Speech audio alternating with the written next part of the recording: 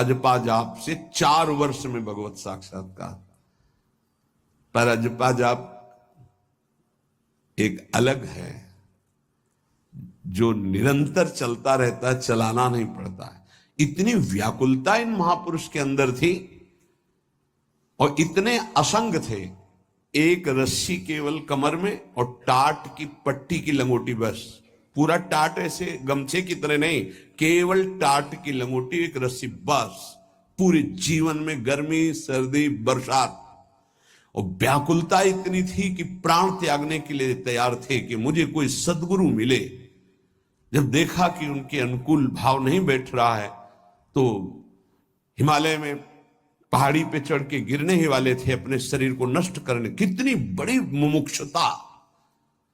उसी समय पीछे से किसी ने पकड़ा और कहा, मंत्र ही तो चाहते हो ना, नारायण नारायण नारायण, यही जपो, असंग रहो, असंग रहो, नारायण नारायण जपो। वो औरों की असंगता की बात जाने दो, शरीर से भी असंग हो गए। वो कह रहे कि 4 वर्ष में अजपा जाप से मेरे स्वामी नारायण की कृपा से इस गुलाम को भगवत साक्षात्कार हुआ। पहला जो दर्शन हुआ, इससे पता चलता है फिर आगे दर्शन होते रहे। पीछे छम छम की आवाज आई। अचानक वो इतना आकर्षण था कि मैं मुड़ा, देखा वो विमान की छोटी छोटी घंटियां बज रही थी। 4 पार्षद जो भगवान नारायण के आसपास थे और बीच में भगवान नारायण विराजमान थे। विमान नीचे उतरा, जो ही हमने देखा साष्टांग दंडवत किया, निहाल हो गए। मेरे स्वामी नारायण, जो नाम जप करोगे भगवान वही रूप का अनुभव कराएंगे। उन्होंने कहा, अब तुम्हारा जीवन कर्तव्य पूर्ण हो गया, अब तुम्हारे लिए कोई कर्तव्य नहीं। बद्रिकाश्रम चले जाओ और वहां बस मेरा भजन करते रहो, तुम्हारा काम पूरा हो चुका है। इस साधन से मैं कृतकृत्य हो गया, अजपा जाप से। ये अजपा जाप सब कोई कर सकता है, पर इसमें ये नियम है, वाणी से सत्य बोलना। अजपा जाप उसी का चलेगा, सत्य बोलने वाले का। ये जब उतरे हैं भगवत मार्ग में तो झूठ काहे को बोले भाई, काहे को झूठ बोले। लेकिन झूठ का तो ऐसा राज्य हो चुका है जबान पे, मतलब समझे में नहीं आता कि हम झूठ बोल रहे। और झूठ में कलयुग का वास है, असत्य, इसमें कलयुग का वास है। इसीलिए प्रायः सबकी वाणी से झूठ निकलता है। झूठे ही लेना, झूठे ही देना, झूठे ही भोजन, झूठ चबेना। तो कम से कम और भूले तो भूलो तुम जिन भूलो मालाधारी। अरे भगवत पार्षद, तुम क्यों भूल रहे हो कि तुम सत्य स्वरूप भगवान की आराधना करते हो। प्रेम पूर्वक जप करना, समदर्शित्व भाव लाना। अजपा जाप 24 घंटे होता है श्वास के साथ पहले। 4 वर्ष के साधन से विमान में आए हुए भगवान नारायण का दर्शन। भाई जी महाराज का तो ऐसे दर्शन, निज पार्षद जन निज जन थे, उनके बीच में भाई जी से पूछते जा रहे हैं, पूज्य श्री जयदयाल गोयनका जी, भगवान के चरण कितनी दूर हैं? बस बोले पास हैं, स्पर्श कर रहा हो। कैसे लोगों को विश्वास होगा? कैसे? जैसे वो एक विज्ञान से पढ़े लिखे डॉक्टर, तो उनको लग रहा था कि संत ऐसा कैसे कर सकते हैं कि किसी का कैंसर नष्ट कर दे। जैसे उनको लग, पूज्य राधा बाबा के प्रारब्ध को भाई जी ने अपने शरीर पर लिया। देखो, नाटक करना अलग बात है, सिद्ध संत जन करुणामय होते हैं। कल फिर बताया था, उन्होंने अपने प्रारब्ध जो भजन साधन से एकत्रित किया हुआ उनको दिया, प्रारब्ध अपने ऊपर ले लिया, अपनी टांग कटा ली उनका कैंसर। भाई जी अस्पताल में भर्ती रहे राधा बाबा के प्रारब्ध को लेकर के। इन संतों की महान उदारता और महिमा को कैसे कोई जानेगा। ये अजपा जाप में बड़ी सामर्थ है। इसमें क्या होता है कि जपना नहीं होता है, पर यहां तक पहुंचना कठिन है। पीछे बताया गया था कि इतने समय तक अगर आप वैखरी से भजन करें, परसों ही शायद चर्चा हुई थी, फिर आपके कंठ से चलने लगेगा, फिर आपके हृदय से चलने लगेगा, फिर नाभि से चलने लगेगा। ये श्वास पर अभ्यास किया जाता है। ऐसा जैसे आवाज ना निकले पर आप गुनगुनाओ, नाक की वायु को अंदर से काटते हुए नाम के द्वारा, बस आवाज नहीं निकल रही, क्या चल रहा है श्वास में। हमने नारायण शब्द का अभ्यास किया। नारायण स्वामी जी कह रहे हैं, जो हमें गुरु जी ने दिया, नारायण नारायण। 24 घंटे इसका अभ्यास करते करते रोम रोम आनंद से भर गया और नारायण शब्द स्वाभाविक चलने लगा। अजपा जाप बहुत जल्दी भगवत साक्षात्कार कराता है। करता नहीं रहता जाप का, और जाप होता है।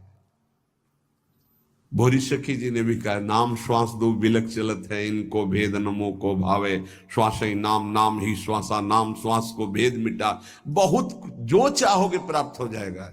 ये रुपया पैसा संसार की भोग सामग्री, ये तो तुम्हें कोई देगा भी तो तुम्हारी इच्छा नहीं होगी, आसक्ति नहीं होगी इनकी तरफ।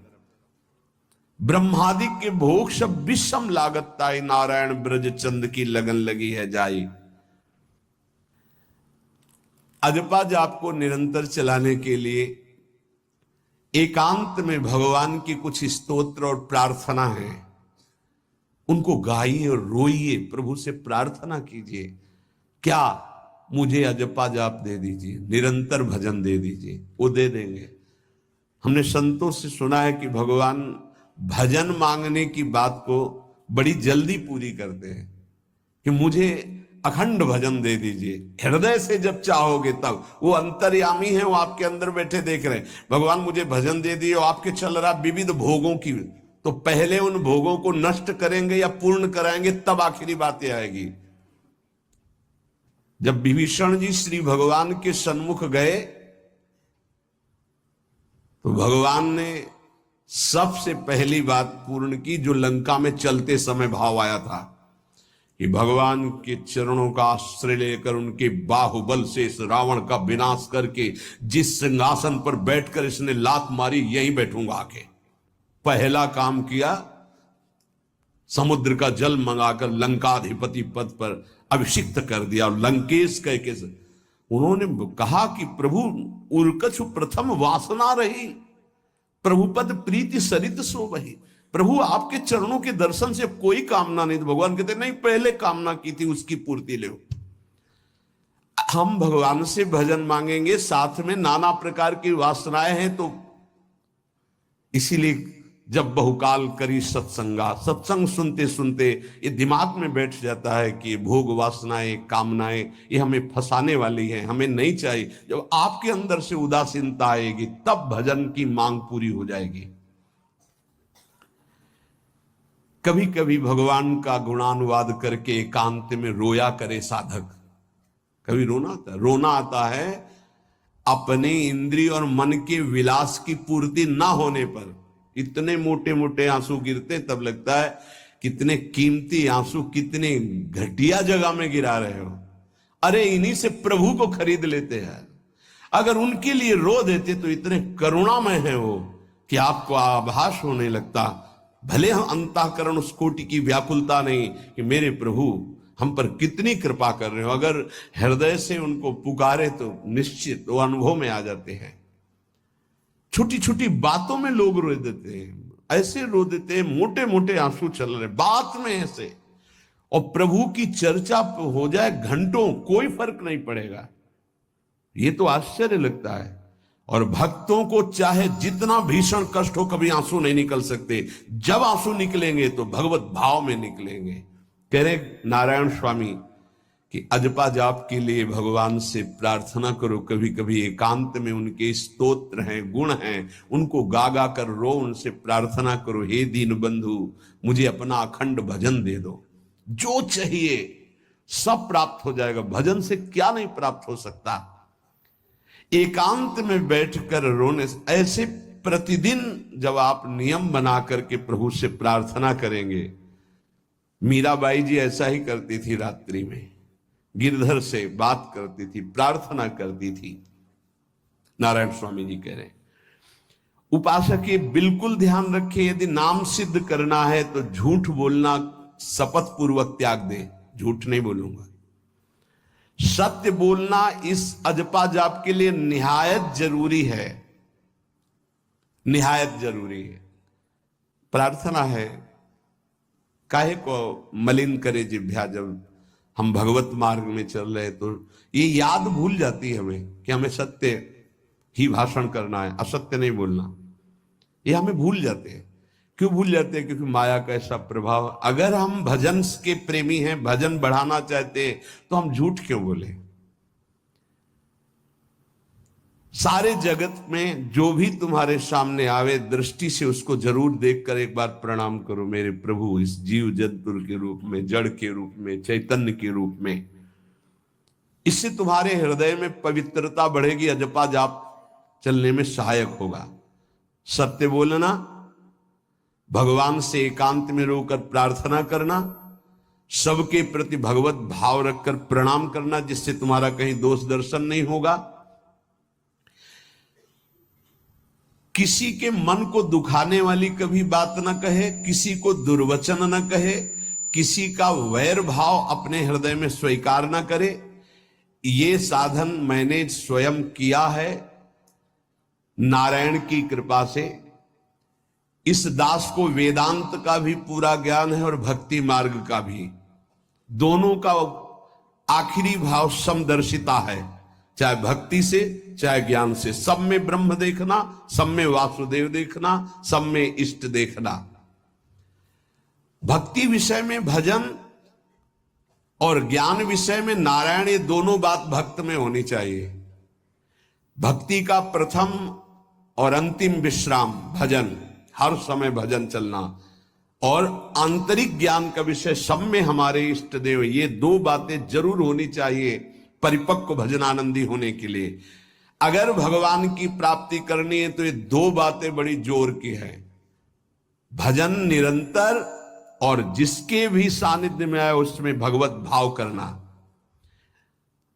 मेरे नारायण ने मुझसे कहा,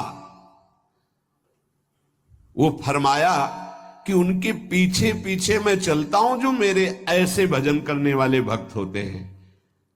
और श्री कृष्ण चंद्र जी ने दयालुता में भागवत में कहा, अनुब्रजाम में हम नित्यम पुयत्यंगुरेण भी।